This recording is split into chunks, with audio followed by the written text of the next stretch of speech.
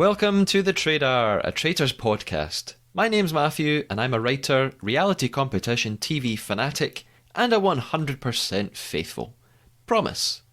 The Trader is a deep dive into every episode of the reality show that feels like the Crystal Maze with murders, The Traitors, streaming now on BBC and Peacock. This season of the podcast is dedicated to the UK series of The Traitors, and today I'll be joined by not one but two awesome guest co-hosts who'll be deep diving into episode 9 of the show with me. First though, it's time for an awards special edition of TT News.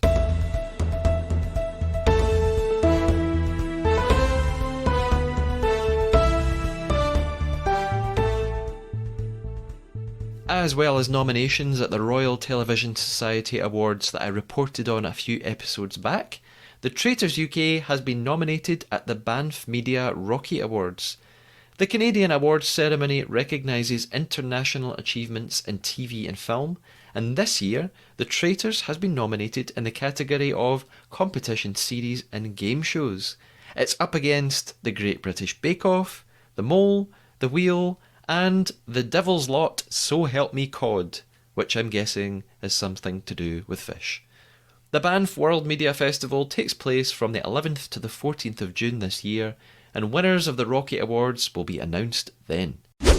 Additionally, Amanda Lovett from the UK Traitors has been nominated for an award too. She's up for Celebrity of the Year at the National Diversity Awards. The NDAs celebrate the excellent achievements of grassroots communities that tackle the issues in today's society, giving them recognition for their dedication and hard work. Charities, role models and community heroes will be honoured at the 2023 ceremony, showcasing their outstanding devotion to enhancing equality, diversity and inclusion. A shortlist for these awards will be announced on the 3rd of July, with the winners then being announced on the 15th of September, and you can have a bit of an impact on that because you can vote for Amanda to win. I'll put a link to that in the show notes. Go ahead and give Amanda a vote, fingers crossed. And I've kept the biggie to last. The 2023 BAFTA TV nominations have just been announced, and as I predicted on a recent episode, The Traitors has been nominated for 2 awards. Firstly, Claudia Winkleman is up for Best Entertainment Performance. Joining her in that category are Big Zoo, Lee Mack, Mo Gilligan, Rosie Jones and Sue Perkins. Additionally, The Traitors is nominated in the category of Reality and Constructed Factual Programme, amongst a shortlist of only 4 nominees, all BBC shows. They are RuPaul's Drag Race UK, also a fan here on the pod, We Are Black and British, haven't seen this one but really want to, and Freddie Flintoff's Field of Dreams. Not so fussed about that one, just saying. The ceremony is on Sunday the 14th of May, which is not as far away as the others I've mentioned on today's TT News. Sadly, unless you're a member of the Academy, you won't be able to vote for this one, but I reckon The Traitors is in with a really good chance of picking up at least one of those gold masks on the night. Make sure you tune into the ceremony when it's televised. It's now time to meet my guest duo, who are going to help me dive into episode 9 of The Traitors UK.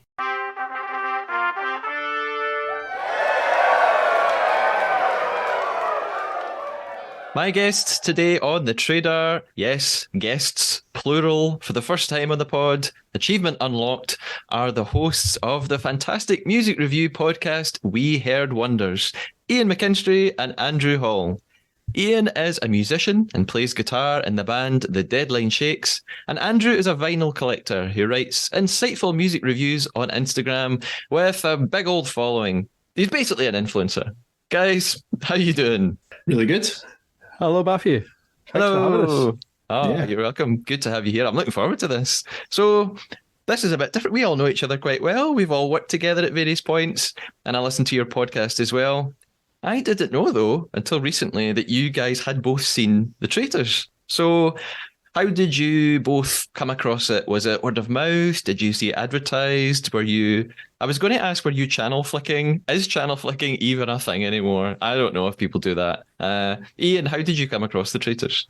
Well, I think it was word of mouth. My partner's brother and his girlfriend were just like raving about it and saying, you need to watch this. And actually, once they explained the format, I just thought, oh yeah, that does sound pretty good.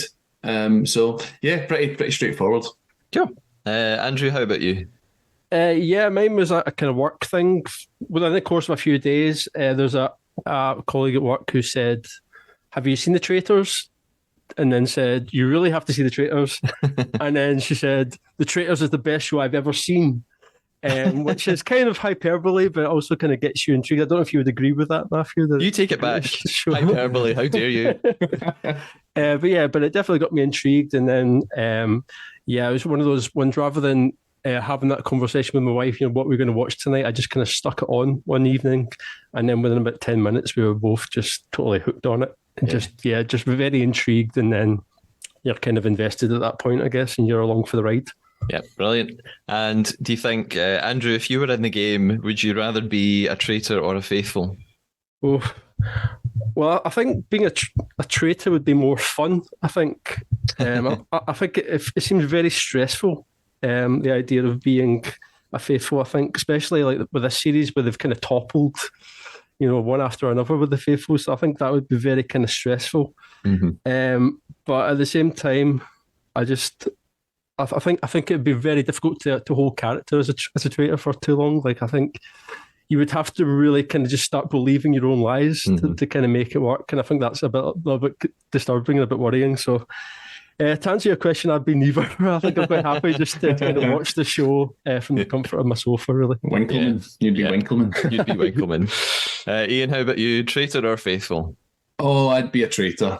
No problem. And I tell you what else I know about myself is that I would have no problem doing it either. The only thing is, like, that I'm saying that from the comfort of my own sofa. As we watched it, though, even some of the sort of more relaxed, grounded characters in it did get more and more wound up by the whole thing. They were crying at various points and stuff, at the kind of eliminations and stuff.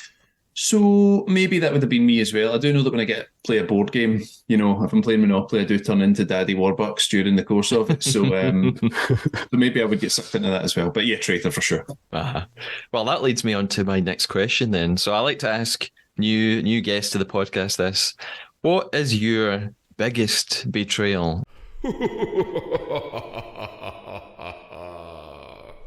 This could be the biggest, the best, the worst, the funniest, the daftest lie you've ever told, and did you get away with it? Ian, you told us you think you'd be a good traitor at the game. What's some lie you've had to tell at some point in your life? Well, mine is actually going to be a long-standing childhood trauma that I'm still somewhat recovering from. So it was circle time. I'm thinking primary 3, maybe primary 4, and the teacher had a globe. And she was showing us like various parts of the world. Yeah. And she was saying, when the moon, the sun and the moon were going round there, and certain parts of the earth are lit at different times. And I said, I actually got a globe at home that lights up on different sides, depending on where the sun is, which was nonsense. I don't even think that exists, right? I don't know why I said it. And then she said something like, oh, I'd love to see that. And I knew she knew it was rubbish, and I knew it was rubbish. So it was a strange little moment of being caught in the lie. So that's me, and I've never really got over it. So I don't like to put myself in those situations. Yeah, sounds cool. I want that globe. Yeah, me too. Andrew, how about you? Your biggest betrayal? I was coming at it, as I often do, from a music-related perspective. Yes. So I would say that my biggest betrayal was to my younger self. So there was a period in my late teens when I was getting into, I guess, what people would class as like proper music. I'm saying that with the air commas, quotes. And the air quotes, that kind of idea of like guitar music and more kind of alternative and experimental stuff. And at that time, I just totally turned my back on my pop past and my kind of top of the pops loving beginnings. So I would say things like, no, there's no way I ever cried when Take That split up, and there's no way that I would ever want to go back in a time machine and see Wham in their 80s pomp, things like that. I'm somebody who had a VHS cassette of every single Take That video, and I used to kind of watch it religiously when I was about 8 or 9. I don't know if you've seen the video for their first single, but it ends with them all lying naked on the floor. Is it the jelly video? The jelly video it is, yeah. Do what you like. So there's like women like smearing them in jelly, and they're like kind of wiggling their bums, and there's mops at one point where they're like mopping up all the jelly as well. It's just, I think my parents were a bit concerned that I was watching this video every single day for about 2 years. But yeah, but when I became like a teen and I was at high school and uni, I was just so keen to kind of erase that from my history. But as I've got older, that's kind of saddened me that I was ever that that kind of pompous.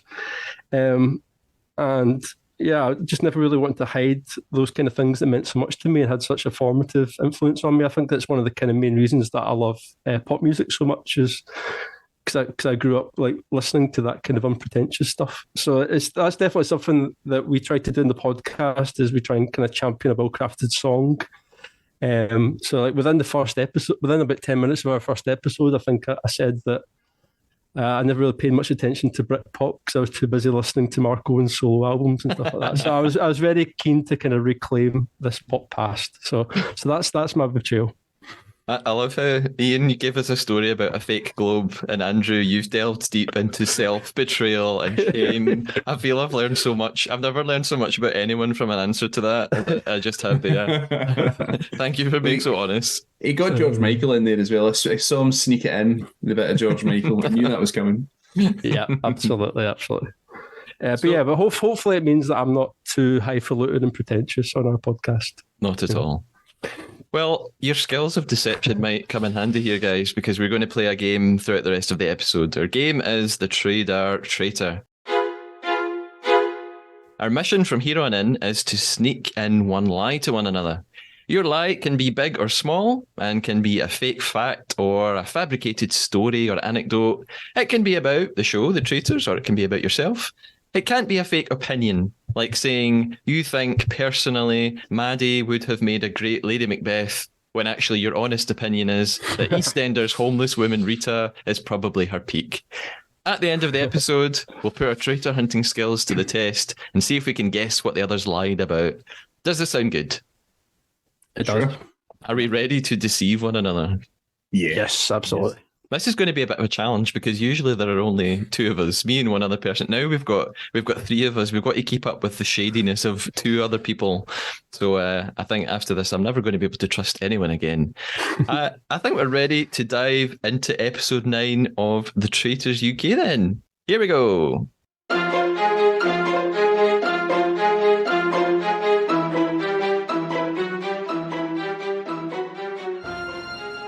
So we start episode 9 with a bit of a recap of the previous episode, and the previous episode was a big one because we had this dinner party where Maddie refused £3,000, and at the end the traitors were given this task to carry out, this kiss of death. They had to murder in plain sight. Now I have a question to ask you guys as music experts. How did you feel about the choice of Sophie Eby's Murder on the Dance Floor to accompany that scene? Do you approve of the music choice there? I think it's a great song. I mean, I really do, like, for sure. I think Sophie Ellis-Bextor is a little bit... Hold on, I've just slipped into music review here. But I think Sophie Ellis-Bextor is a little bit undervalued and a little bit misunderstood a little bit as well. But I think Andrew would have been right in about... the lovely pop hits of Sophie Ellis-Bextor back in the day. Yeah, I don't mind a bit of Sophie Ellis-Bextor. I think the music choices all the way through the series are quite interesting because they're also like on the nose. Yeah. So I mean, so in that respect, this is very much in keeping with that. But I think I put a spell on you as well is in this episode, and then it's a sin at the end. So yeah, it's very much kind of signposting to you what's happening, but. Yeah, I don't mind it at all. Good. Yeah, it's an ultra dramatic, like piano, suspenseful, reverby, boom, all the time. That's really good. I think it's the music stabs as much as the actual full tracks that I liked here. Yes. So we move on to breakfast then. Kieran and Will are first to arrive, and Kieran is saying that he thinks Amanda's the dark horse of the competition. She's managed to sail through without much suspicion on her so far. Little does he know he's sitting beside Wilf, who actually is a traitor. And we see Wilf kind of jump on this a little bit. He deliberately starts to ask, as other people come in, they're looking at this wall of portraits and he's saying, who's never come under suspicion? It's as if he realizes that some people are starting to look at Amanda and he thinks this could be quite useful for me. Theo's name comes up at this point too. Some people are starting to suspect him. That might be quite important. And I noticed that they all agree somehow that there are only 2 traitors left. And I don't really know why. They all just seem quite certain about that. We've got rid of Alyssa so far. There's 2 left. They actually, they never know how many there are. They know that they're told that there are between 3 and 5 when filming begins, but they've all come to this conclusion that there's 2 left. Faye is surprised because last night Andrea picked Theo as her most trustworthy person, which seemed a bit odd to some people when they were around the table and they had to say who they thought was the most trustworthy person. And Maddie is now thinking back to that as well, and she says she regrets not taking that £3,000 and running. What do you guys think of that decision? Do you think Maddie should have taken the $3,000, or was she wise to say, no, I'm a team player, I'm going to stay? No, well, I guess it was the wrong decision in that it doesn't seem to have appeased everybody. People still suspect Maddie, even though she probably felt like she was really kind of proving herself in that moment, but it hasn't really put everybody off the scent. Yeah, fully. So in that respect, it probably wasn't the right decision for her. Mm-hmm. Yeah. Ian, what do you think? Would you have taken the 3,000 and run? Just before I answer that, I think that I know this is an episode 9 review, not an episode 8 review, but I did think that format change in episode 8 was pretty good. At a sort of halfway through the run of shows, I thought it was quite a clever, changed up that portion of the show and then the subsequent Kiss of Death thing. I thought it was really clever, and I liked how that bled into the start of episode 8 as well. Because the breakfast, which you recapped very nicely there, Matthew, I think encapsulated quite a lot of what's good about the show. Like the interaction between Wilf and Kieran at the start of the episode, where, as you said, Wilf is a traitor and Kieran doesn't know it, is essentially the premise of what makes the show good. Yeah. And especially when he starts then kind of suggesting things about Amanda as well. There's that sort of inner tension between those two. So that's all really good. On Maddie, I think I probably wouldn't have taken it, just given the proportion of cash you might get later if you're successful. So I think $3,000 was probably a little low for me. I think if it had been 5 figures, I might have gone, yeah, see you later. But yeah, no, I think she probably, did right to decline it, I think. Yeah. People were saying that she was lying just because she didn't mention the fact that she's an actress, but that's not the same thing. Yeah, just not revealing that detail about yourself doesn't mean that you're lying about who you are. I mean, for example, I've not told you guys before that I've jumped out of a plane, or that I've appeared on stage at Glastonbury, or that I've got a crisp phobia. But that doesn't mean that I'm lying to you. It's just that these are just things that I haven't told you before, No, absolutely not. I mean, I would never accuse you of being a liar, Andrew. But it's like this running theme. Like they just keep returning to Maddie throughout the episode, going, "Oh, but she's an actress. She didn't tell us that." It also, I don't really know why they're so bothered by it, but that's something that we'll probably come back to again and again. At breakfast, we're down to 2 final people to return. It's either going to be Andrea or Amos, which is a shame because they're kind of besties. So whoever comes back, it's going to be sad that the other one is gone. So Andrea finally arrives. We realise Amos is gone. And poor Andrea, she's very upset about it. And Kieran is absolutely gutted. He's in tears because, him and Amos kind of shared. They both left in the first episode at the same time. They came back together, so they had a wee bond there. We then have a flashback to the night before at the party, and we see Amanda giving Amos his kiss goodnight. She sealed his murder with a kiss. And what's really, really rotten about it, she gives him a kiss on the cheek, and then he just turns to her and goes, "You're great. You're really great." Poor Amos. No idea what's going on. And this is obviously it's a different murder than before. Like Ian, you were saying, the format changed in the previous episode. I agree. It worked quite well at that point in the series to do something a wee bit different. Let's not have a round table. Let's do something different tonight. But what else is different is Amos we'll have a clearer idea of who actually murdered him. You know, up until this point, when people get their letter, you have been murdered, they don't know who it was yet. They just leave and then they never know. But Amos is kind of, he's told you were murdered with a kiss. So actually he starts to think, well, who gave me a kiss tonight? So he'll be able to figure that out, which is it's just quite interesting to watch. It's different from anything that's happened so far. He still doesn't seem to be able to piece it together, though. He's going, who did I kiss? Who kissed me? I kissed everybody. He didn't get any closer to the answer. He doesn't, although I like to think he probably did get there, but they just cut it off and they don't maybe show us that bit of footage where he suddenly goes, wait a minute. So who knows? Good decision by the Traitors, I think, to get rid of Amos rather than Andrea. But from a viewer point of view, I would have probably preferred it the other way around, because he did seem a little bit more like tactical and was maybe going to work things out.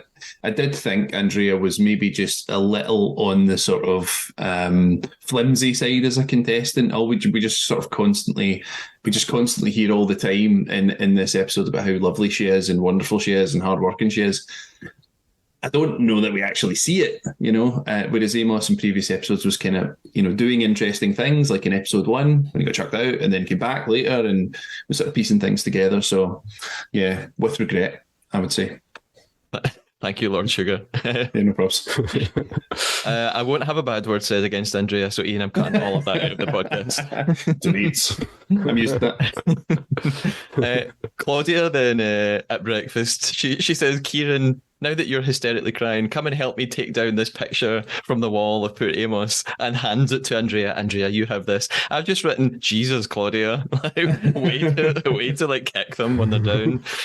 She also hints a wee bit at what the mission's going to be this week. She tells them they'll have to get into 3 teams, and that in this mission they'll get to know a little more about one another, which is kind of true but not true, but we'll talk about that when it gets to the mission. So after breakfast, we see some of the discussions round about the house. They all know that the murder was a bit different last night because Claudia suggested it actually happened at the party right in front of them. So they're all trying to figure out, well, who was with Amos? They don't know it was delivered with a kiss, but they know that something happened, in front of them all in a way. So they're trying to figure out who was he with, who was he spending time with. There's this ongoing conflict between Hannah and Wilf, because of what happened at the party.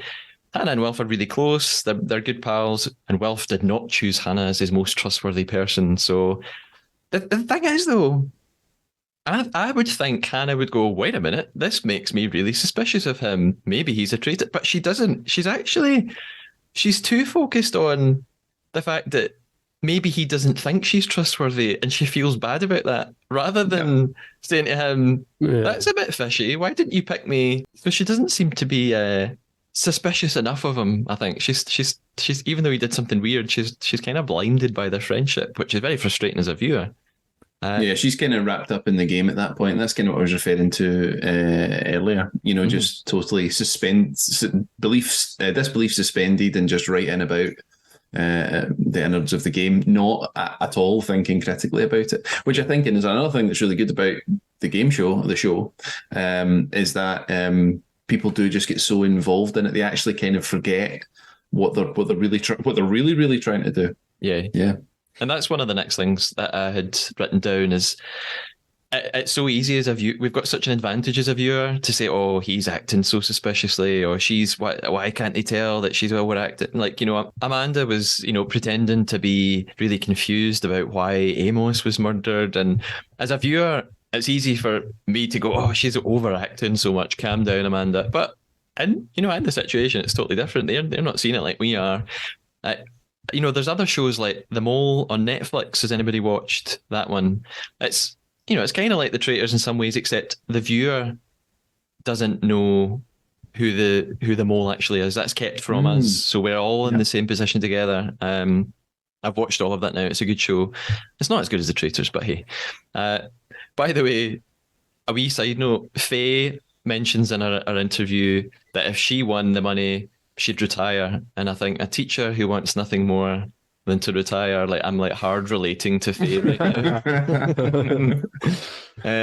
This episode also reminds me, by the way, that at some point in 2022 there was sunshine in Scotland. I can't really remember those 4 days, but it's funny watching it going, hey, they're outside, it's sunny, sure that's what's true. going on? CGI. Yeah, CGI. Hannah's a bit sus of Kieran as well, by the way, because he was so upset at breakfast. She thinks, and you know, again, as a viewer, I was going, oh, poor Kieran, like he looks really devastated. But Hannah's outside going, that could be guilt. I'm suspicious of him. Poor Kieran. Little does she know. Detective Maddie Marple, she's still all about Wilf and Aaron. She's not letting go. And Andrea says to her, Maddie, can you think slightly differently? And Maddie just goes, no, not really. So she's just like, she's not giving up on that one, which we see later on at the round table. There's theories floating around about the fact that Amos had voted for Wilf at the last round table. Maybe that suggests that Wilf could be a traitor, and we know they're onto something there. And it's at this point that something really significant in the episode happens. Amanda, it seems like she's trying to get attention away from Wilf. She then brings up Theo as a suspect, which just seems very strange. It looks bad for her because last night at the party she had chosen Theo as her most trusted person. And now she's kind of turned on him when he's not there, and she's going, oh, we've not really thought about Theo yet. So several of the others pick up on that. They think this is a bit strange, something not quite right here. Yep. Yeah, I mean, it's the first big mistake that she's made, I think, in the whole series up to that point. Yeah. It's just a massive error in judgment. And yeah, just so soon after calling Theo her 100%er, it just seems a bit of a strange decision. Yeah. And yeah, up until that point, I know you mentioned a few people that started to maybe suggest her name at the brunch, but up until that point, really, very few people have suspected anything about her. Mm-hmm. So yes, that was a very strange decision from her. Definitely. Yeah. And as you say, I think like she starts to get, I don't know if it's just in the editing, but she seems to get louder and feels like she has to chip in with these things. And there's a bit at the after they find out who's gone, where like you've got Andrea going, "Oh, this is the final straw, not my Amos. We're going to get you, traitors." and then Amanda's like, "I'm telling you." You know, I know you're amongst us. And she goes like really loud. It seems like she really kind of shouts it as if it's like you know, it's just you don't have to protest too much kind of thing. She's just a bit too loud. Yeah, she's channeling the spirit of all the Welsh people in all of the bands. Yeah, she hadn't made a misstep. No. Right all the way through up until that point. Like she'd really played it very, very canny the whole time. You know, even all the previous roundtables, I was always really impressed with how she just you couldn't get a whiff that it was her. Even us as the audience, you know, being in on the game with her, it was a masterful performance, you have to say. So yeah, it was a little bit odd. But I guess you need a bit of that. I think if I was going to be a traitor, you'd want to drop in a little bit of, you know, missteps and so on, because if you play it too perfectly, perhaps that could give you away as well. Yeah, I think maybe because she's doing so well, and you know, no one's ever voted for her. She's just sort of got a bit of confidence, so maybe that's she's thinking, do you know what, I'm doing really well. No one suspects me. I can go a wee bit out there and start throwing out some names, but perhaps not a good idea. One of the things I was kind of interested in the breakfast scene was Kieran's crying, actually, which I did think was genuine. You know, I didn't think he was just kind of hamming it up for the show or whatever. He did look genuinely, you know, distraught, which is weird when you think about it. Like, because I mean, it's very limited interactions he's really had with Amos, or whatever. But it made me think about like how they kind of took care of the contestants like around the show. Like, so I did a wee bit of.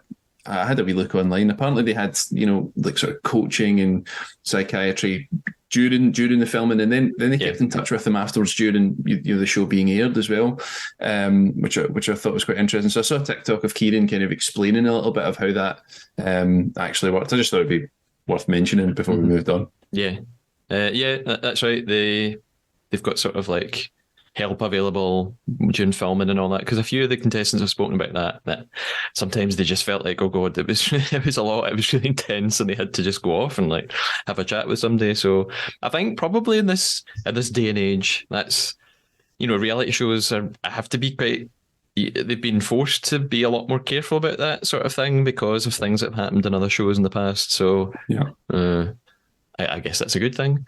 Although maybe not a good thing that they are putting people through such weird situations that they have to have somebody like that on set. But hey. So we move on to the mission then.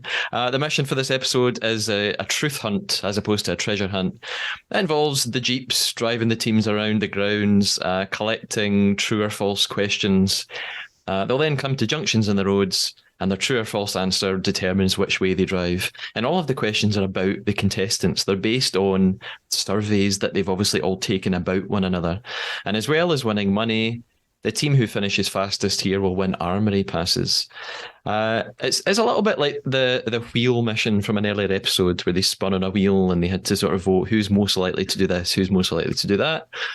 There's some of the interesting questions that came up, I thought, were things like, who do most people, the majority of people think Will is most likely to cheat in a lie detector test, true or false? Firstly, I didn't totally understand this question. I thought, well, most likely to cheat a lie detector test, does that mean most likely to attempt to cheat or most likely to successfully cheat a lie detector? To succeed. Okay, I was confused. To beat it, maybe. Okay. But the thing is, it's false. Most people said they didn't think Will was most likely to do that, and that's really good for him. He's a traitor. He wants people to think that he's really honest. One of the questions is about Faye, and it's, the majority of people agree that Faye is the most controlling player, and that's true that most people voted for that. Ouch. That's poor Faye. She went full weird talking about that afterwards as well, like talking about being a basketball point guard and stuff. And I just thought, you are clearly massively offended by this, and you're trying to find something to kind of justify it. I like the question about Meryl as well, saying, would Meryl commit a crime if she could get a million quid? I can't believe that's true because she goes to one of my pals' gym classes, so I can't imagine that anyone doing that would commit a crime like that. No, too nice. I liked Hannah's comment with that. She said, well, illegal doesn't mean bad. Yeah, they're getting into this sort of ethical debate about legality and morality. If it's stealing, it's just stealing from shops. That's fine, isn't it? And the Meryl said, I wouldn't kill anyone. There's also a question about whether or not Andrea and Hannah are the players who put in the least effort. Also, I mean, it turns out to be sort of false. Most people didn't say that, but it's pretty cruel. Poor Andrea and Hannah. Andrea can't help it. She's a sweet old soul. Ian, don't you say anything? I'm not saying anything. This isn't a video podcast, is it not? In fact, at this point, Andrew and Ian, I'm going to turn you against one another. We're going to play a bit of true or false. True or false. The majority out of you two think Ian is the most controlling podcaster. Ooh, have I to answer this as well? Yeah. I think it's true. What do you think, Andrew? Oh, definitely true. Definitely true. Fair enough. Ouch. That's a funny one, actually, because we do have different areas of control, don't we, really? Like, you're more in charge of the old playlist we listen to. I don't really take too much to do with that. So you control that. You're the point guard there. That's true. I don't know what I am. You're the I don't know, basketball equivalent. I don't know. Who knows? I was trying. It seems like it didn't work. You both just agreed. I wanted to create conflict and make you hate one another, but hey, try again. Well, the question was the majority, so as soon as Ian said it, him, then I was gonna mention the majority by saying the same thing. Mention the band Alt J. We might have a scrap about that. That'd be good. So at the end of the mission then, they have won £6,000, which means the total in the prize fund is now up to £74,100. And we find out that the blue team were the fastest to complete it, so they have won armory passes. And that's where we move right on to next. So the blue team was Kieran, Meryl, and Wilf. And at first, at this point in the episode, I sort of thought, Do you know what? This is a bit pointless at this point for the viewers because they've all come to this agreement in every episode now that they'll work. That they've got this group tactic that no matter who actually finds the shield, they won't tell anybody, and they'll just sort of keep it a secret as a group, and therefore that the winning group all essentially become safe. So at first I thought, all right, okay, but there's no point in doing the shield thing anymore. Until Meryl then opens her Meryl mouth. coming. And yeah, exactly. And Meryl's like, just tells Wilf, I won it. And then says, I trust Wilf with my life. Oh, Meryl. So extreme, so wrong. But it's another example of, like, you mentioned this a few minutes ago, Ian, like, they make these, like, incredibly intense bonds, like, so quickly. Not just in this show, but it's a thing in reality competition shows like this and Big Brother and so on. After, a couple of days together, people are actually I watched there's a new series called Rise and Fall on Channel 4. It's created by Studio Lambert, who produced The Traitors. There's been one episode on, and after the first episode, there's contestants saying to each other, "Oh, I love you, man." I think you just met. Stop saying it. It's like it's so intense, so fast. So yeah, Meryl trusts Wilf with her life. Quite a statement. Yeah, I thought that the whole train journey at the start of episode 1 really had way more long-reaching ramifications than you could possibly have expected. They all gleefully talk about Andrea, talks about the best pals she ever made in her life on a train journey of indiscriminate length. Do you know what I mean? I just think that's mad. Yeah. On the magical steam train, the steam train of friendship. And they talk about their first friendship as well. Like that's the strongest, just by definition of being the first. Yeah, that's a thing. You make friends in a steam train, you're friends for life. It's like when you're at uni for the first time and you're standing in a queue outside the lecture and you don't know anyone and you speak to the first person and then you get just friends forever. Yeah. You don't have a choice. Yeah, you don't connected have a choice for the next 4 years. Yeah. So after the armory, then we've got a wee bit more discussion around the house before the round table. Theo's again is sort of coming under suspicion. People seem to think that he's clinging to various people to survive, and someone also notices that when the night that Alyssa was banished, Theo didn't vote for her, and maybe that makes him a traitor, and he didn't want to vote for his own. I mean, of course, they're completely wrong. Theo thinks that it's Aaron. He's now got this new theory. He's going along. He's kind of teamed up with Detective Maddie now, and he's got some complicated theory about why it's Aaron. It's something to do with teammates and shields and connections to who's been murdered. Even as the host of this podcast, I just gave up and didn't bother writing it down because I couldn't really understand what Theo was talking about. Yeah. Well, we move on to the round table, and he kind of tries to explain it there again.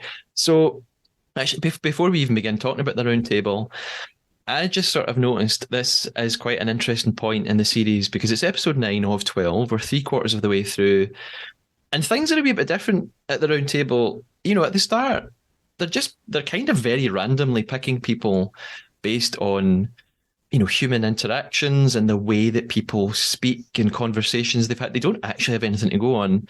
Now they do have a wee bit more to go on because now they can base things on previous voting habits. So there's this kind of new element that gets introduced that people notice, well, you didn't vote for Alyssa and she was a traitor, or you voted for this person that was a faithful.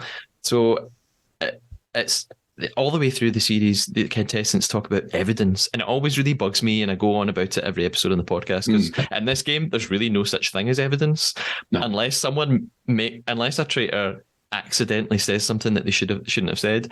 Other than that, there is no such thing as evidence, except maybe this sort of looking at people's voting patterns. Maybe that does reveal something.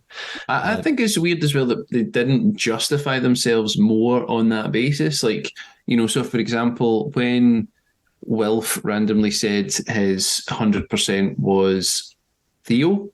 Is that how you said? At the table the night before when they picked people. Before. No, he picked Faye randomly. Oh, he picked Faye. Sorry. So he made a random choice, and then Hannah was sort of given a bit of stick for that earlier in this episode. I don't know why he didn't just say, I just sort of felt it. Like, it just seemed right in the moment. It was just it just felt the right thing to do. And sometimes when people vote with that, they could have just said, look, it just a feeling. When it came to the round table, I just felt it, so I said it. Yeah. No, and Yeah, instead, I mean, it does feel like that's the way that most of them vote, especially Maddie. Maddie just seems to try and hook on to like what the general vibe is in the room and just go with that. She doesn't really make any decisions for herself. So it does seem like a lot of it is just in the moment. But yeah, you're right. After the fact, they can't just say that. They have to stand by the decision forever. It seems a bit strange. yeah. No one really wants to begin the discussions tonight, unless it's the magic of editing, but there's just a sort of prolonged silence and everybody looks at one another. Eventually, Theo speaks up. And again, he comes back to his theory about why Aaron is a traitor. And his theory is it's all based on the murder of Amos. He says, but essentially, Aaron didn't have a close personal connection with Amos. But it's a bit flimsy. I think you could say that about loads of people. Most of them didn't know Amos as well as they knew others. So I don't really know about that. Aaron then retaliates and he says, well, Theo, I think it's you. You're behaving like Alyssa behaved before we discovered she was a traitor. Your energy's dipped. You've become a bit quieter. And this is another point. We talked about this earlier. Maddie's acting experience comes up. It just all seems a bit. Maybe, you know what, they've got nothing else to go on, so they have to grab whatever they can. But it just all seems a bit silly that they keep coming back to, you're an actor and you didn't tell us you were an actor, and that makes me not trust you. And if you're an actor, you'd be an amazing traitor. I don't know if there's much weight to that. Yeah, Aaron's theory about Maddie being able to essentially just change her emotions and appearance at the drop of a hat, I think is like, you know, it's almost as if Aaron sees actor like, you know, like firefighter. Like firefighter. Like, you know, if you become a firefighter, you just put fires out with hoses. That's what you do. If you become an actor, you just have completely different emotions from how you do the rest of the time. Okay, just switch it on, switch it off. And it's not really, I don't think it's really like that. So poor naive Aaron. Yeah, Oscar-winning Maddie who can cry at the drop of a hat. Sure, it was someone in a hospital bed in Holby City or whatever it was. But it's, you know, his suggestion about Theo not having very much energy or whatever. It's actually, so that seems to apply to all of them. They all seem quite drained at this point. Like, you know, they're 3/4 of the way through. They all seem exhausted and fed up. So. It's kind of it's getting, again, for viewers it's great. For us, we're seeing them all really struggling. For them it probably feels pretty rotten at this point. So the votes begin, and as they come in, it ends up with Aaron has 2 votes, Maddie has 2 votes, and Theo ends up with 6, including a vote from Amanda, which we talked a bit about earlier. And it just, again, it seems like a really bad decision from Amanda, because it highlights her. You know, it's such a strange thing to do after the night before. She had said he was her 100%, her most trustworthy, and now she's written his name down on the slate. And some of the others, they notice that. It's quite an upsetting banishment, because Theo just, you know, he's totally emotional. Like he's really, really, he's crying about it. It's interesting how different people react to being banished. Some of them are like Theo and they are really personally upset by it and they're crying. Others just end up being totally resigned to their fate and quite dejected and just think, oh, that's too late, I can't do anything about it. Obviously, they've got it totally wrong again. Theo stands up, he tells them that he's a faithful. Their reactions are just getting worse and worse. They all look absolutely gutted. But the traitors are doing really well at this. Neither of them got a single vote here. So they're doing something right. Yes. I noticed at this point, this genius directorial decision, right after Theo says he's a faithful, there's just this shot of Wilf takes his slate and just like turns it down with Theo's name on it. And he might have done that 10 minutes later, but they've cut it into that moment. He just looks so fake ashamed. It's really, really brilliant. Yeah, I thought Theo's line just before he said faithful, he said something like, "I'm sorry I wasn't good enough for you," or something. I just thought, poor guy. I know. Honestly, what is this doing to you? Because you know, it's at the end of the day, rising financial stakes at the end of the show, obviously, but it's a game. Like he was so wrapped up into it, and obviously he found the personal connections really, really, really important. That he'd made there. So I think that obviously was the whole point of him going on the show. Was he said he wanted to be accepted. Yeah. And then he said, "Me." I thought that me being me would be enough, but it clearly wasn't, or something That's like what that. it was. That's what it was. Yeah. That is pretty properly heartbreaking. That Yeah. is- But and he was like properly anguished as his name kept getting read out, yeah. and he was doing all these kind of like sarcastic nods and thumbs up and stuff like that. It was all just a bit too much for him. Yeah. It was a shame. However, well, he seems to be doing all right.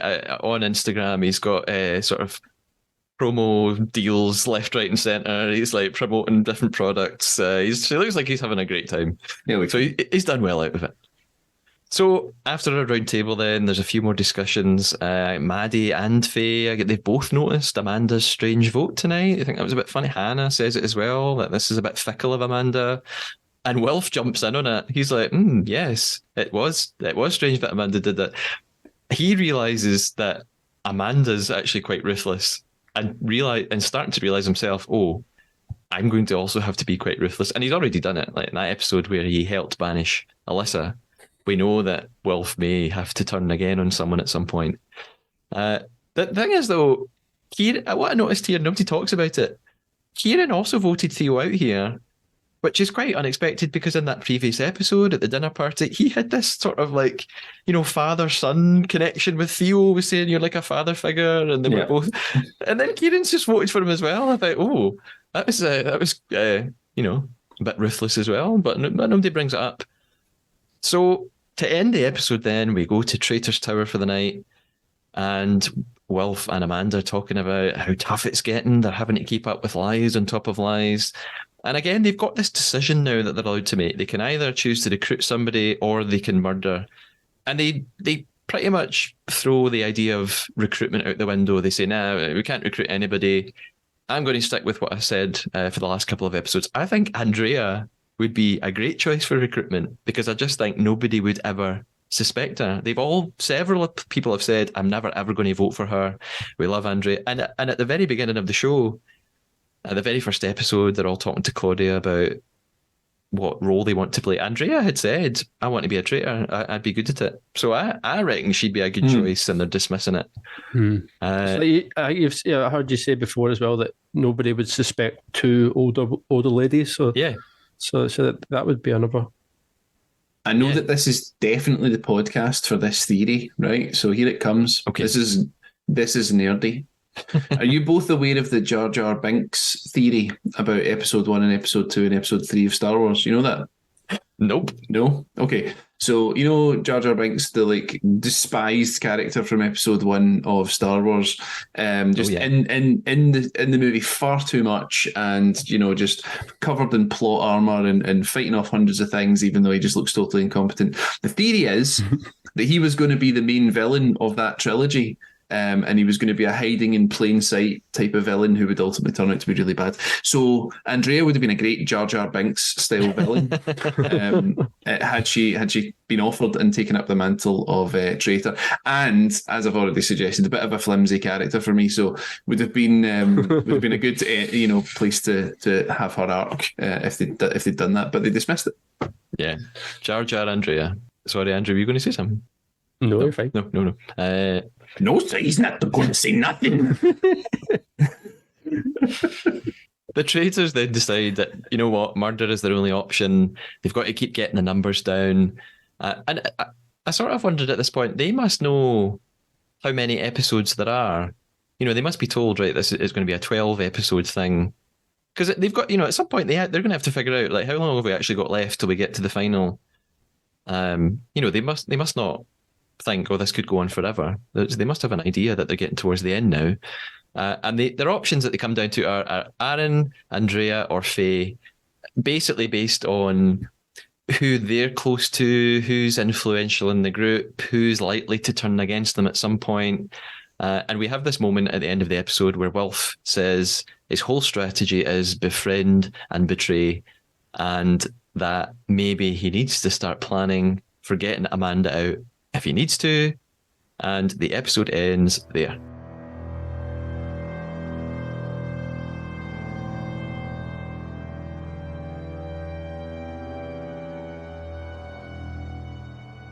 So, what do you think? Overall thoughts? Firstly, should they have recruited rather than murdered here? What do you think?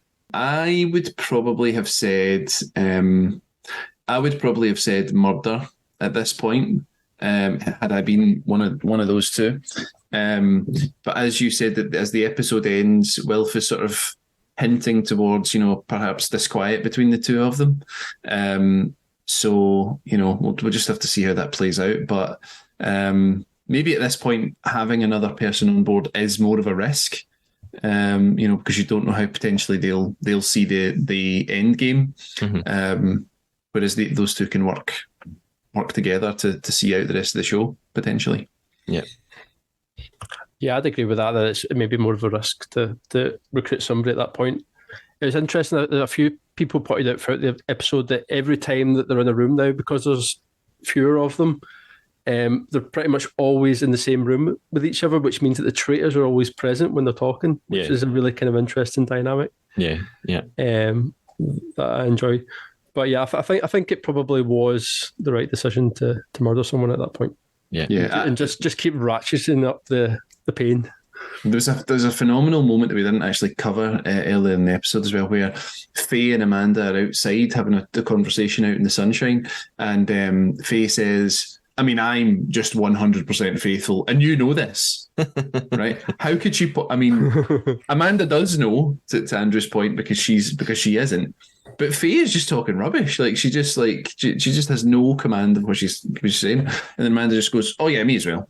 Yeah. And I think the editing they maybe added like a beat. They just gave it like a little pause, so she kind of paused. Yeah, me too. Yeah, me too. Really, really cleverly done. Yeah, they do. Yeah, players do it all the time. Hannah does it a lot as well. Like, well, I'm 100%, and I know you are, and other people just be like, yes, I am. It's as if sometimes they'd forget that this is a game about betrayal, and some of them just make these like sort of inherent relationships with people who they completely trust, as if that person's not really in the game, and it happens across different versions of the season. It certainly happens in the US version. In fact, that I didn't ask you about that. Have you guys seen either of the? Well, I say either. There's several. There's an Australian version, a US version. Have you come across any of those? I'm aware of the US one, but I've not seen it yet, or the Australian one. Yeah, okay. So no, just the British so far. I have seen the first 10 minutes of the US one with Alan Cumming presenting, and was actually looking for the UK one and didn't really know what I was doing for a little bit until I realised everyone was American. Yes. So that's my experience with the US one. You probably talked about it before, Matthew, but how would you compare the other versions? So is there kind of like a pithy way of just kind of saying what the main differences are, or? Well, most obvious differences are American version is half celebrity cast, so half of the cast is veterans of reality TV shows in America. So they've got like Big Brother, ex-Big Brother contestants and Survivor contestants, which is very strange and weird, and there's been a lot written about it online. It just creates this bizarre dynamic where half the contestants are quote-unquote ordinary people trying to win a lot of money, and half the like some of the contestants on it are already millionaires, and they're also trying to win the money, so it creates this very sort of weird playing field.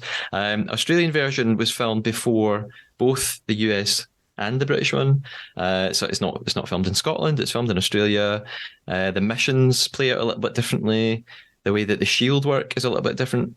The Australian one is absolutely fantastic. The build-up to the finale of the Australian one is so intense. I felt sick watching it. It's wow. Absolutely brilliant and unbelievable. Some of the stuff that goes on towards the end, I can't recommend it enough. What's really frustrating is that it's not available on BBC yet, but my hope is that, like they bought the US one, maybe they'll get the rights to the Australian one as well. So if it appears, I definitely recommend watching that one. So we've got a couple of things left. We've got our game, the Trade Our Traitor, to conclude. But before we do that, we've mentioned a few times you guys have your own podcast. Maybe you could tell us a bit about We Heard Wonders and where we can find you online and what we should check out. Well, Andrew nominated me as the salesman for We Heard Wonders, so I'm just going to come right. Yeah, controlling salesman, Daddy Warbucks, Jar Jar Binks. So I think that hands down, We Heard Wonders music podcast emanating from Glasgow is probably the greatest music podcast working today. Yes. Zero hyperbole. That's not my lie. So yeah, what we do is we Andrew and I are buds, as you can tell. So we chat about music anyway. So we thought, let's record this. So we mix up new music with old music. We have guests.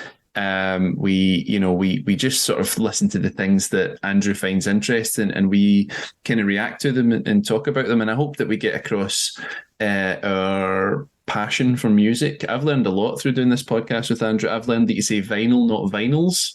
That's a big thing. Oh, is that right, Andrew? That is, yeah. That'll get you cancelled online if you lose that. Yeah, so, don't say vinyls. I don't know why. I'm not really sure why. I still haven't learned why, but it's bad apparently. But yeah, it's we think it's quite light and funny, and we do all the good podcast things. So if anyone wants to listen, they can just search We Heard Wonders on all the podcast platforms, and we are on all the social medias at We Heard Wonders. Yep. And you're in a band as well. Aye, kinda. I still knock about a bit of music and stuff at Deadline Shakes on all the social medias as well. But yeah, that's nothing in comparison to the glory of Andrew's Instagram, which I'm sure he's about to plug right about now. Yay, Andrew, tell us all about it. Yeah, it's just something that I've done for a good few years now. It's just I've always been a music buyer, whether it be cassettes back in my Take That days or CDs or vinyl more recently. So yeah, I've got like a big collection. So whenever I'm playing something, I like to take a picture of it and write some thoughts about it. And yeah, people seem to like it. It's kind of built it up over time. And yeah, it's KidAGH86 on Instagram. Brilliant. And I'll put links to all of that in the show notes. There's a future episode of this podcast that you guys might like. So I interviewed Sam Watts, who is the composer who scored The Traitors. And we had a really great chat. He was telling me all about how he was basically commissioned to do the music for the show. He talked all about the writing of it and the production and everything. So it was a good chat, and that'll probably be on. Well, there's only 3 episodes left really of the podcast for this season, so very soon that'll appear. Oh, that's really cool. That's amazing. Yeah, that's good. That's a cool interview. The Yeah. music in this is massively effective. I would say it adds to the tension and drama all the time. Yeah. We've been playing a game throughout this episode. We've been playing the Trader Traitor. It's time for us to reveal. Now, I told a lie. Did you both tell a lie at some point? Yeah. I did. Okay.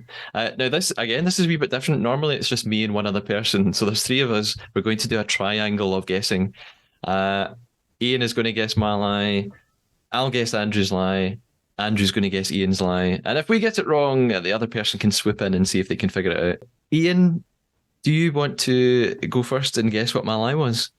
The dizzying rush and nerves of doing this podcast meant that when you said this thing, I didn't note it down. So I don't have maybe a crucial detail to the lie, but I'm fairly certain you watched a TV show, a full season of a TV show called something, and I don't think you've watched it. Was it The Mole? The Mole, yeah.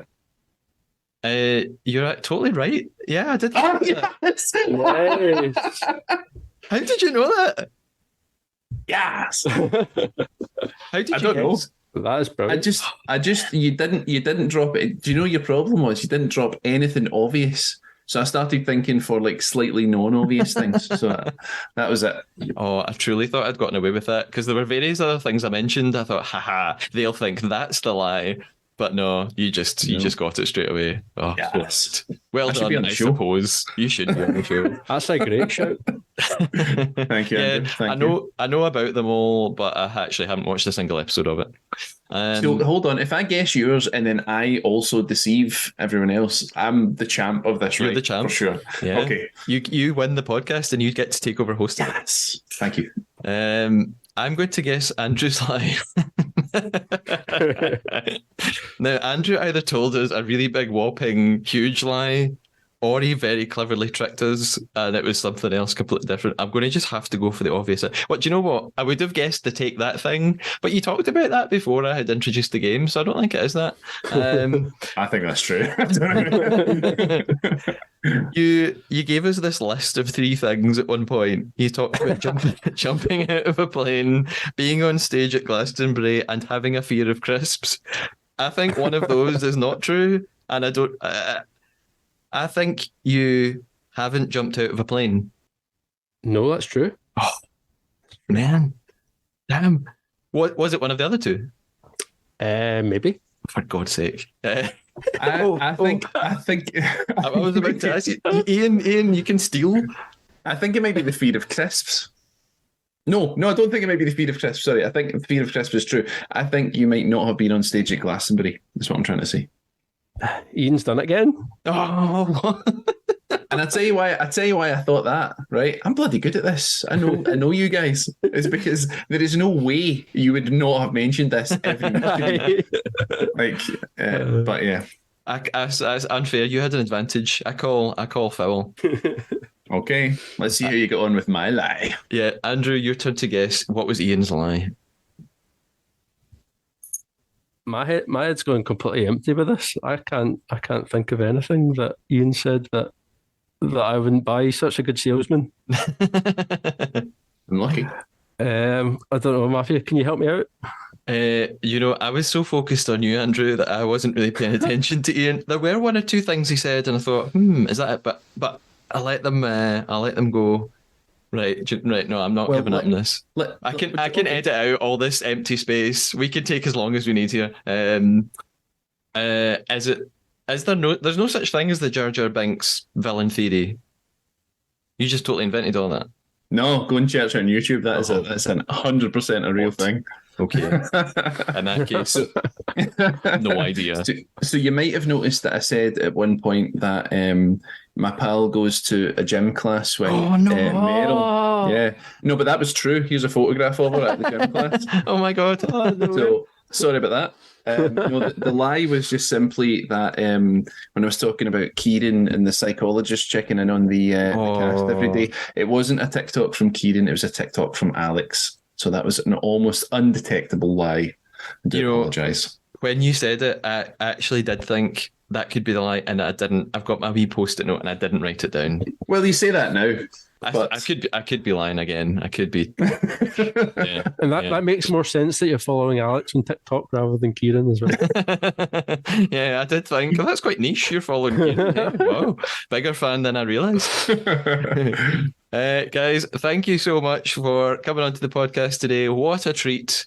I hope you've had a good time. It was great fun. Lots of fun. Fantastic. Brilliant. I will talk to you both soon, I'm sure. In the meantime, take care. Goodbye. Bye. See ya. Hello, Traidar listeners. I hope you enjoyed this episode with Andrew and Ian from the We Heard Wonders podcast. I know them well, and it was great fun having them on as guests.